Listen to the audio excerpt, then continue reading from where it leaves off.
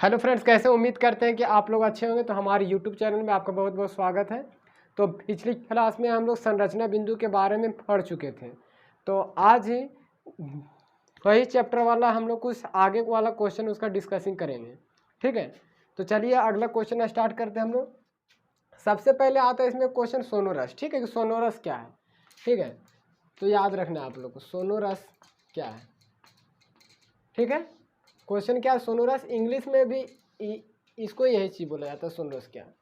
देखिए, सोनोरस उसको बोलते हैं वैसा धातु जिसको पीटने पे क्या होना चाहिए, आवाज़ उत्पन्न होना चाहिए। ठीक है, मतलब ध्वनि निकलना चाहिए, तो उस चीज़ को हम सोनोरस के नाम से जानते हैं। अब मान लीजिए आपके पास कोई थाली है। ठीक है, आप थाली को आप कोई चम्मच से आप उसको बजाइए, देखिए उसमें से आवाज़ उत्पन्न होगा।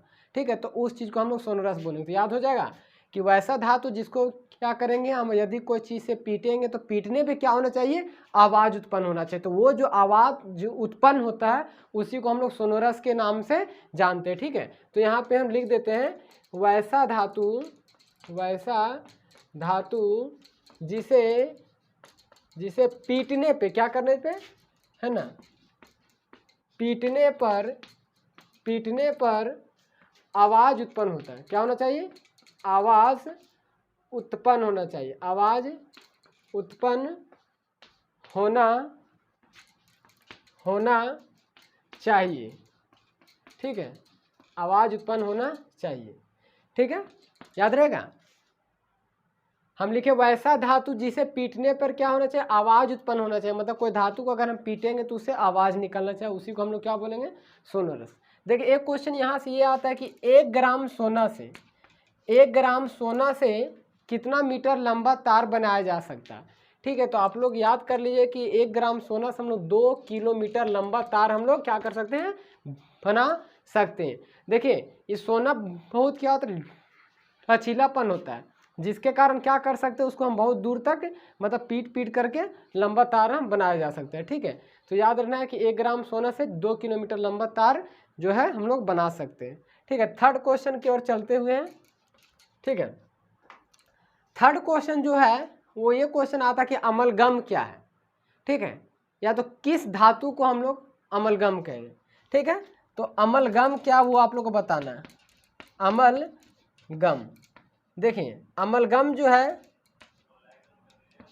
अमलगम बोलते हैं वैसा मिश्र धातु जिसमें एक धातु क्या होना चाहिए, फारा होना चाहिए, Hg होना चाहिए, उसी को हम लोग अमलगम से नाम से जानते हैं। अब मान लीजिए कि आपको एक थैला दे दिया, उसमें सारा धातु भर दिया।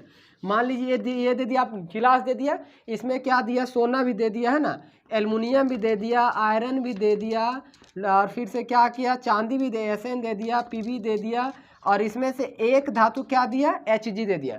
तो यही जो धातु होता है, मतलब बहुत सारा धातु में एक धातु क्या होगा, Hg होगा, पारा होगा, मरकरी होगा, तो उसी को हम लोग क्या बोलेंगे, अमलगम। ठीक है, तो उसको क्या बोलेंगे हम लोग, अमलगम। तो क्या होना चाहिए, Hg होना चाहिए, मतलब क्या इसको हम बोल सकते हैं, पारा होना चाहिए। ठीक है, क्या होगा, पारा होगा। ठीक है, तो याद रखिए अमलगम मतलब जिसमें पारा होगा। ठीक है, याद रहेगा।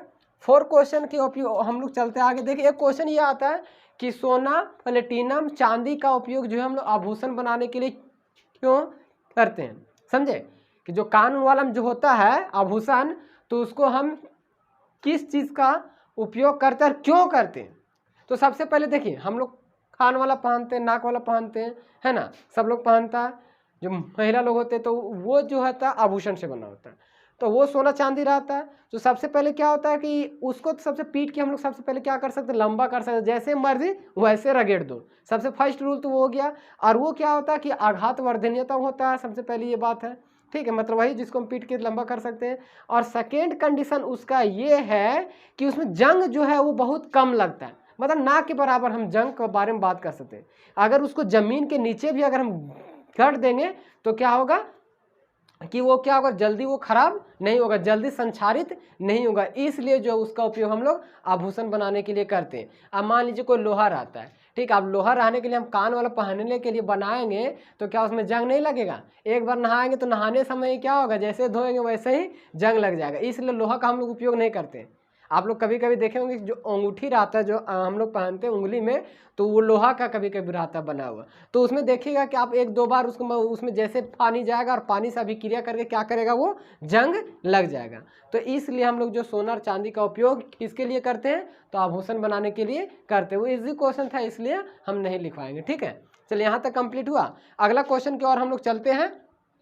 और अगर क्वेश्चन समझ आए, वीडियो समझ आए तो लाइक कमेंट और शेयर करना ना भूलें। चलिए अगला क्वेश्चन हम की ओर चलते हैं कि संक्षारण क्या है। क्या बोल रहे हैं, संक्षारण, जिसको इंग्लिश में बोलते हैं हम लोग कोरोजन। संक्षारण,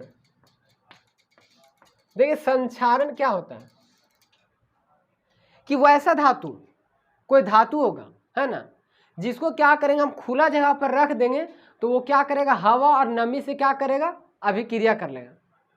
समझ आया। नमी क्या होता है, सुबह सुबह नहीं गिरता शीत, शीत को हम एक तरह से नमी बोल सकते हैं, ठीक है। तो याद रखना कि कोई धातु को अगर हम खुला जगह रखेंगे तो क्या करेगा, वो हवा और किसे करेगा, पानी से अभिक्रिया करेगा, रिएक्शन करेगा, रिएक्शन करके क्या होगा, वहाँ पर वो जंग लग जाएगा, जिससे क्या होगा, धीरे धीरे वो लोहा संक्षारित हो जाएगा। तो उसका उपाय भी है, तो सबसे पहले इसको हम लिखवा देते हैं ना, क्योंकि 10 क्लास का जो बच्चा को है मतलब वो लिखना भी बहुत ज़रूरी है, क्योंकि लिखने से भी याद होता है, ठीक है। तो कोई धातु को है ना, कोई धातु को खुले स्थान पे, कहाँ पे, खुले स्थान पर है, खुले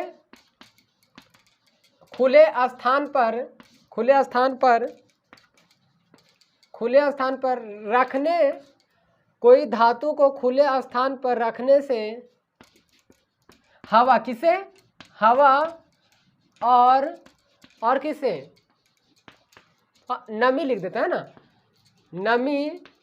नमी से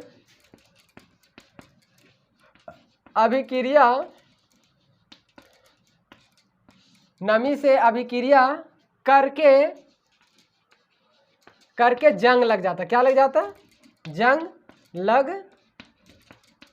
लग जाता है।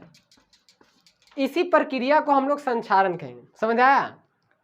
अगर इस पर भी आपको नहीं समझ आया तो एगो लोहा ले लो, ठीक है, और उसको कहीं खेतों में ले जाके छोड़ दो या फिर कहीं साइड में रख दो जहाँ खुला जगह है, ठीक है। तो वहाँ पे क्या होगा कि सबसे पहले वो हवा चल रहा है, ठीक है, और रात को गिरा शीत है ना, सुबह सुबह जो बोलते हैं हम लोग भिनसरवा में, तो वहाँ से क्या करे, दोनों से क्या करे, वो रिएक्शन करेगा, रिएक्शन करके क्या करे, वो सबसे पहले उस जंग लग जाएगा। समझे। तो अब उसका भी उपाय है, जंग लग रहा तो उसका भी उपाय है। तो उसका फर्स्ट उपाय ये है कि उस पर सबसे पहले आप क्या कीजिए, पेंट कर दीजिए। सबसे पहले क्या करना है, पेंट कर देना है। और सेकेंड में क्या करना है, ग्रीस लगा दीजिए। इससे क्या होगा कि वो जंग नहीं लगेगा। तो सबसे पहले उपाय हम इसको बता दिए कि सबसे पहले इसका उपाय क्या है। इसका उपाय क्या है कि सबसे पहले पेंट कर दीजिए। क्या कर दीजिए, पेंट करना। और सेकेंड में क्या होता है, अस्तर लगाना। हम अस्तर भी कर सकते हैं, है ना। ये ग्रीस लगाना भी हम कर सकते हैं। ग्रीस लगाना, है ना, ग्रीस लगाना। समझ आया। सबसे पहले एक पॉइंट हम कर सकते, पेंट करना चाहिए, और दूसरा में ग्रीस लगाना चाहिए। समझ आया। आज तक यही। तो ये चैप्टर आपका 3rd चैप्टर कंप्लीट हो गया। तो उम्मीद करेंगे कि आप लोग को चैप्टर बिल्कुल अच्छे तरीके से समझ आ गया होगा। तो आप लोग जब चैप्टर अच्छा समझ आए तो वीडियो को लाइक कमेंट और शेयर करना ना भूले। जय हिंद, जय भारत। मिलेंगे हम लोग अगला चैप्टर में।